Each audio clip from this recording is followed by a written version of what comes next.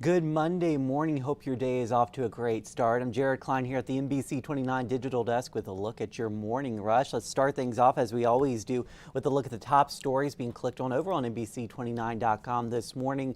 Coming in at number 1, a nurse with UVA Health retiring after decades of helping others. We'll get to that story in just a moment. At number 2, Virginia earns 4 seed in South Region for NCAA tournament. Let the March Madness begin. And then at number 3, 4 RPS students shot Friday night, one of them dead. This occurred in Richmond. All right, our top story this morning. For more than 5 decades now, a nurse at UVA Health has been dedicated to helping others. Now, after taking care of countless patients and working in a variety of roles, he has decided to step down. NBC29's Bria Stith is highlighting his dedicated journey in the medical profession. Take a look. Whether it's patients or staff, the people are what's kept me going. Falling in love with the medical field wasn't the plan. I had dropped out of UVA to play in a band, and I needed a day job. In 1971, Paul Merrill's job search led him to UVA Health, where he's been for 52 years. Didn't take long to realize that it was a place with lots of things to learn and to see kind of career opportunities. Merrill says during most of his career as a clinical nurse specialist, he was a full-time worker and part-time student because there's always something to learn.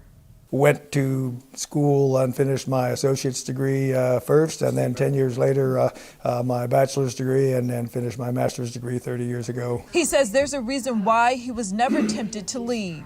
And it seems like it just rolled by is because while there have been lots of challenging times, including the last 3 years of COVID, I've never a single day been bored or felt like I didn't want to be there. Merrill says he can't even count the number of patients he has helped. Some have given him tokens for his care, like this plaque from a patient who had complications after childbirth. I spent 5 months, guiding her care, and she recovered and is doing well, but the family gave me that. Retirement means more free time, but Merrill says he still wants to help others. Whether it be food bank, whether it be free clinic, but I still want to be involved in helping to do things for people, and I'll explore those opportunities. In Albemarle County, Bria Stith, NBC29 News.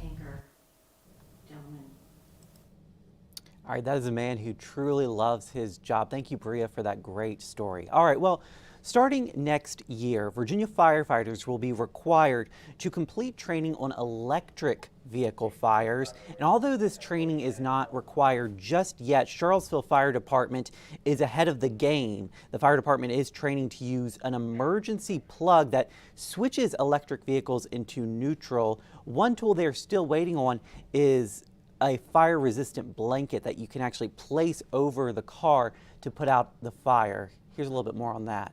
Most of the issues that we have with electric vehicle fires is the batteries are isolated and they're kind of hard to get to, so it's kind of hard to access the fire and to put them out. And the agency's deputy chief there says electric vehicle fires are not very common in Charlottesville right now, but Virginia lawmakers say that number will likely increase soon as more and more electric vehicles hit the road.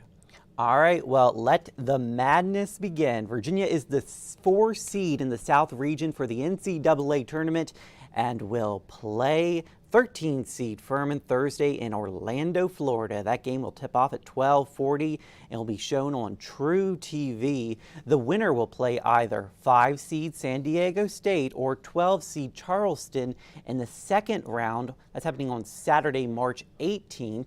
Here's UVA head coach Tony Bennett. We caught up with him last night. Kihei, one of the reasons he wanted to come back was to help, get back to the tournament and do the best you can in there.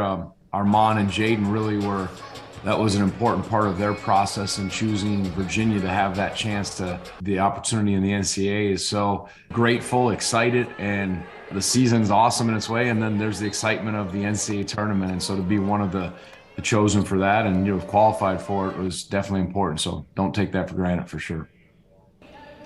All right, some exciting stuff there. This is Virginia's 9th NCAA tournament appearance under Coach Bennett. in his 14 seasons at UVA. All right, let's head to Page County now. That's where it is Restaurant Week and a new distillery is making its debut. Blue Shepherd Spirits adds some extra flavor by being owned and founded by a husband and wife duo who are also full-time first responders.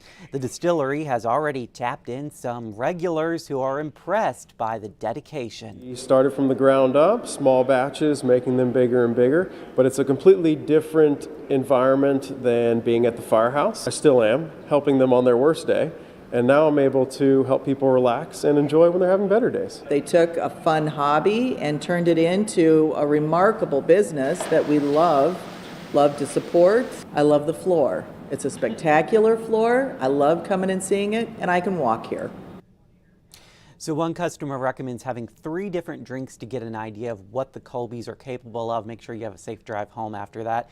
Extra hands have been hired as Blue Shepherd Spirits prepares to crack open its variety of whiskey. So make sure you check that out. One of the options in Page County during Restaurant Week. All right, we saw some snow over the weekend. The first measurable snowfall in Charlottesville, not quite an inch, but just enough to not cover the grass, but kind of create a layer of snow out there. That was pretty to look at yesterday, but that is all gone by today. And we're expecting the return of some sun. Let's check in now with meteorologist David Rogers with a full look at his forecast.